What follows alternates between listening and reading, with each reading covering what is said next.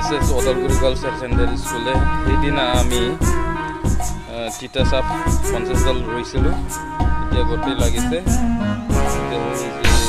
চাই পেলাই মোৰ মনত বহুত উৎফুল্লিত হৈছে গছবিলাক গোটেই জীয়াই আছে এতিয়া মই চেক কৰি আছোঁ এইটো এডাল তিতা চাপ গোটেই তিতা চাপ এই গছবিলাক যদি ফিউচাৰত ডাঙৰ হয় এইটো ওদালগুৰি গাৰ্লছ হায়াৰ ছেকেণ্ডেৰী স্কুলৰ কাৰণে এটা সম্পদ হ'ব বুলি মই ভাবোঁ আকৌ এতিয়া মই এইকেইদিন ট্ৰেইনিং কিবা কিবি বিজি যেতিয়া সময় পাম তেতিয়া এই গছবিলাক ছাত্ৰীবিলাকক লৈ পেলাই মই চাফা কৰিম কাৰণ আমাৰ ছাত্ৰীবিলাকেও বহুত এক্সপাৰ্ট ছাত্ৰী হৈও তেওঁলোকে গছ ৰোৱাত মোক বহুত যথেষ্ট সহায় কৰিছে আমাৰ ছোৱালী ছাত্ৰৰ মাধ্যমিক হোৱাৰ কাৰণে অলপ অসুবিধা হৈছে যদিও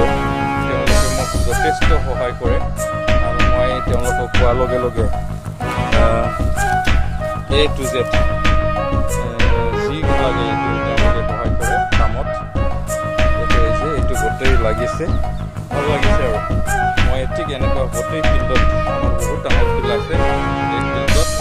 তিতাচাপ আৰু কঁঠাল এইবিলাক ৰুইছিলোঁ এতিয়া প্ৰায় হৈছে আৰু জীয়াই আছে গোটেই ভাল লাগিল